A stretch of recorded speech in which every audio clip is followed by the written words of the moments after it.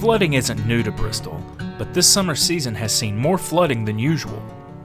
Not everyone is a victim to flooding, but there's no denying that the threat is very real, and it's always good to be prepared. But where do you start? Well, what you should do is the first thing is to check the flood hazard potential, and by doing that you can look at flood insurance rate maps, and you can get those at the Community Development Department at 104 8th Street.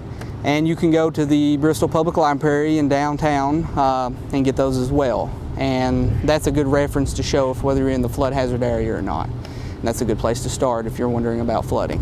The main reason to know that is to know if you're experiencing flooding in your home and you're thinking about buying flood insurance, or if you're just curious about flooding in general, or if you're able to have flood insurance. Everyone is available for flood insurance. So it's a good thing to inquire about, is to see if you are in the flood hazard area. I think everyone should look at those maps to see if they are or not. If you're going to buy a house, you need to look. If you're renting a piece of property and it falls inside of that flood hazard area, you need to look to see if you can insure the objects that you have inside of your apartment complex for flooding. After doing the research and checking the flood rate map, the next logical step is flood insurance.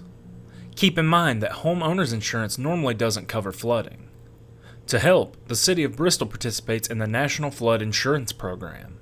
Well, the National Flood Insurance Program is a nationally recognized program through FEMA, and Bristol participates in it, and what it does is it helps all of the individuals who live inside that flood hazard area receive flood insurance. And the big thing that we're doing here at Bristol that a lot of communities are just now getting on board with is called CRS. It's the Community Rating System. FEMA does this as well. And what we can do for these individuals that have flood insurance is there's different levels that you work through, and we are currently an 8. And we can reduce your flood insurance by 10% being at that level. And that's the big thing that Bristol is promoting right now with the flood insurance. Getting flood insurance is only a minor step towards flood preparation. There's still a lot more work to be done. Well, there's several different ways to protect your property from flood damage. The measures we like to see people doing is proofing and retrofitting. Several resources on this topic can also be found at the Bristol Public Library or at the local Community Development Department in Tennessee. The big thing we like to see, the retrofitting, even at the Community Development Department, if individuals want to come down and see a great example of that, the Community Development Department building has been retrofitted, and it has been flood-proofed. There are a few buildings in the downtown area that is like this as well. Chances are, if you experience a flood in Bristol, there's one room in the house that it's always going to hit first. And you might be surprised as to what actually causes it. Basement flooding is the most common occurrence, and a lot of times this may be caused of excessive rainfall or saturated ground conditions, but it seems to be the big thing is downspouts. The big thing we'd like for community members to know is to check your downspout and to make sure it's positioned and it's pointing away from the home. A lot of times the downspout can actually run out right up against the home, and when this flows, it'll seep right to the ground and go right into your basement. So always be sure to make sure that downspout is positioned away from the home and that the water is flowing, and when it comes out of the downspout, that it's flowing away from the home at a reasonable distance. Currently right now Bristol is seeing more rain than what's normally seen during the summertime, and the ground is, I'd say, close to 100% saturation. And with that, a lot of individuals with basements maybe that live in low-lying areas or places like that are going to see their basements are going to flood, and the downspouts may be pointing away from the home. And the flooding is 100% due to that saturated ground. It does not take a large amount of water to ruin all the objects that are touching the ground. So a good thing to do is if you feel like a flood is imminent, or if you feel like that the flood waters are going to reach inside your house, is to get everything that's touching the ground to the highest level you can inside of your home. And if the floodwaters do come in and they do flood your basement or your living room or areas of your house, once the floodwaters recede and you begin to clean up, the biggest thing to watch for is mold. to check and see. You want to be sure and get all of the water out of the home and to keep drying.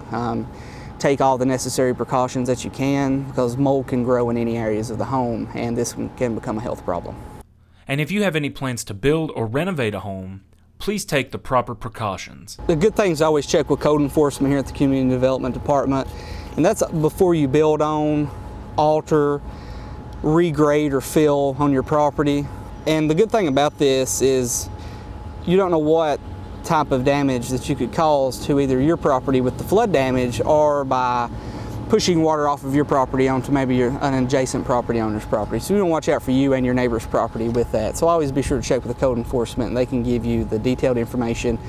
And a permit may be needed to ensure that projects do not cause problems to adjoining properties. So they may need to issue a building permit before you do something. Of course, dealing with a flood at home is one thing, but you won't always be at home when a flood strikes. Well, when you pull up to a flooded road, the best thing, of course this is something you always hear, is turn around, don't drown. And the reason that's important is a lot of individuals pull up to a road, see that it's flooded, and they feel that they can make it through that road. And a lot of the times you cannot. You'll end up getting stuck, you could end up drowning.